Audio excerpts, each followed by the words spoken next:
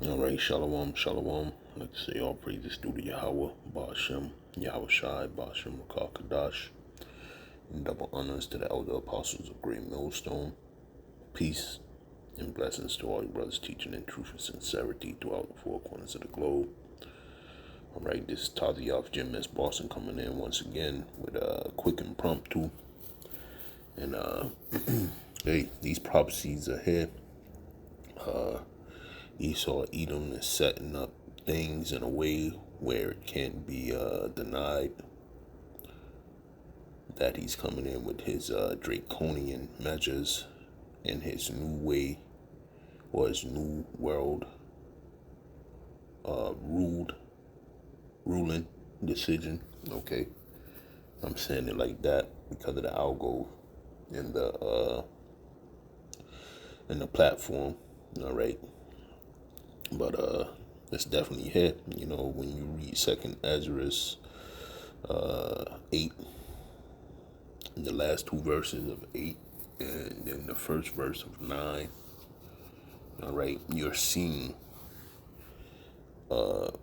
direct correlation to what the prophets seen back in the days, even though they didn't know how to describe it.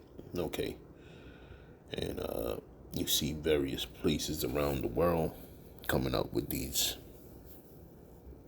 grandiose ideas on how to rule over the people. Okay, so I want to bring this out first. Bring this out, Shalaki. And this is Paul, 1 Corinthians 13:12. It says, "For now we see through a glass darkly, but then face to face. Now I know in part, but then shall I know, even as also I am known." Right? And read the NLT. It says, "Now we see things imperfectly, like puzzling reflections in a mirror. But then we will see everything with perfect clarity. All that I know now is partial and incomplete, but then I will know everything completely, just as God now knows me completely." Right? So the deeper you come into this faith, things are going to be revealed. Let's get this and let me see, Second Esdras. This is just on the, not on the fly, but quick hit, so to speak. 62, right? It says Second Esdras 8:62 says, "These things have I not shown unto all men, but unto thee, and a few like thee. Then answered I and said, Behold, O Lord, now hast thou showed me the multitude of thy wonders, which thou wilt begin to do in the last times, but at what time thou hast not showed me." Right? So that verse 63 was in the day of Esdras, right? So the Lord showed him, but he didn't show him what it meant. Okay. Now when you go over to verse 9, he says, "Answer me then." He answered me then and said, "Measure thou the time diligently in itself. When thou seest part of the signs past, which I have told thee before, then shalt thou understand that it is the very same time when the highest will begin to visit the world which he made." Okay. And because of these things that we see, right, we know what time it is. All right. In the video I'm going to show you, but I'm going to bring out the scripture first. Okay. This is prevalent to these times. Okay. And I'm talking about before the highest visits the earth. Okay. So let me grab that.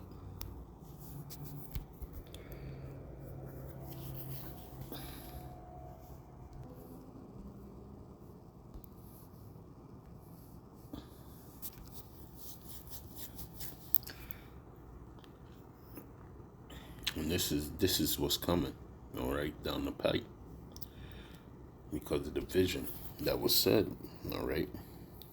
It says, "For the sword and their destruction draweth nigh, and one people shall stand up and fight against another, and swords in their hands. For there shall be sedition among men, and invading one another. They shall not regard their kings nor princes, and the course of their actions shall stand in their power." So when the SHTF goes on, okay, these people are no longer going to listen, all right? And they're going to do whatever in their will to do for food, water, shelter, and survival, okay? And there's plenty of scriptures on that. Lamentations, the 4th chapter, all right? It's a big thing that's going to occur on the earth once again, okay? And you read it, and then you'll understand that a famine's about to come of water and bread and of hearing the word. But those things not being obtainable, these people are going to go crazy, right? So when you read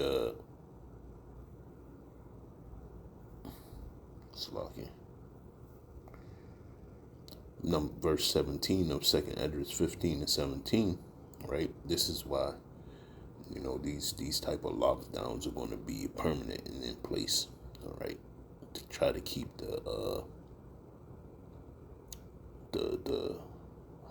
marauders at bay, okay?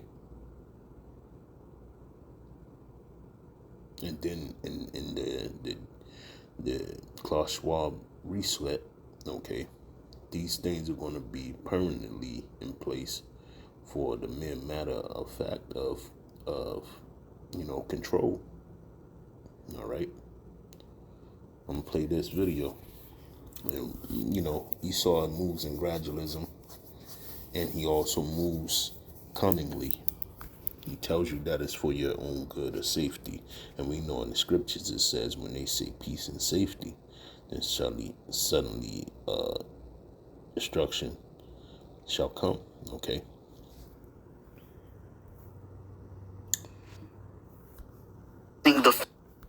Now installed on the Upper West Side on West End Avenue between 60th and 61st Streets.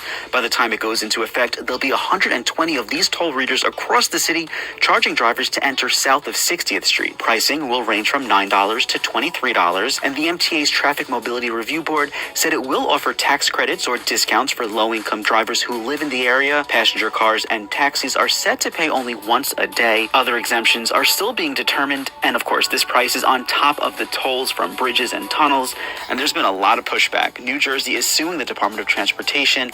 Staten Island is looking to follow, either suing the DOT or MTA. But despite all this fighting, it still has the green light to start in spring 2024. And when it does, New York will be the first city in the country to have congestion pricing. So when you look at all that, right? Congestion pricing, it's BS.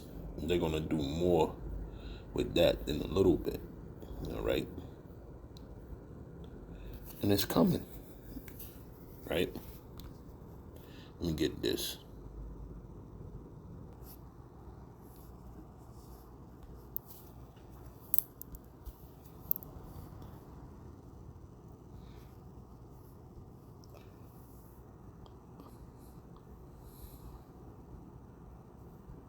This First Thessalonian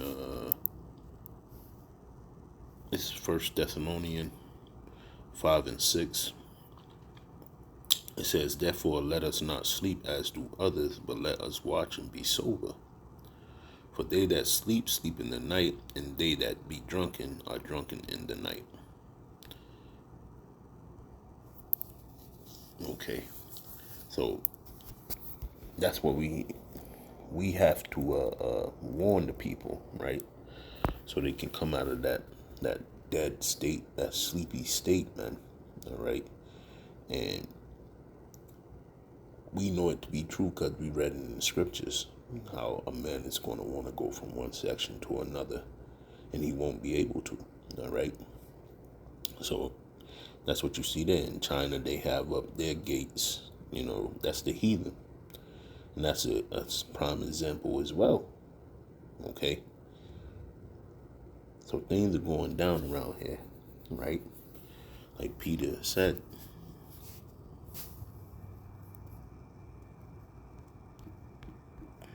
Right? And this is it. Let's get it.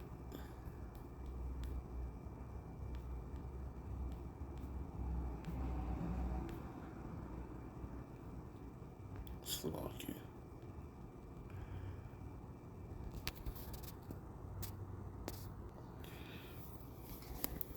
It's Habakkuk, all right?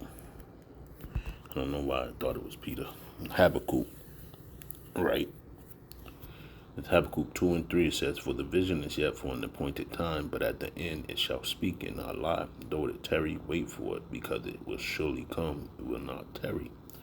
Right? And that's all the visions, okay, of prophecy in the scriptures, okay? It's different things on the horizon.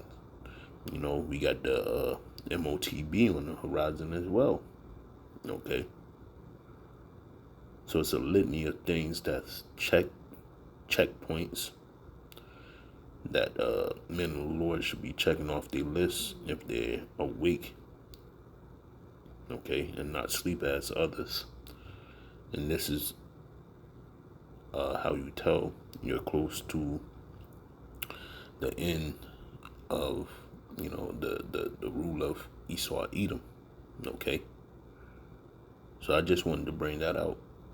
And you see it, it's here, all right, in different facets and ways, okay? But these visions are clear than they were in antiquity. And now we at the end of days, and these things are speaking loud, all right? So with that, I want to say all praises due to Yahweh Ba'ashem Yahweh Shai Ba'ashem Rakah Kadash, and double honors to the apostles of Great Millstone, Shalom, Abad Babal, and Kwam Yasharallah.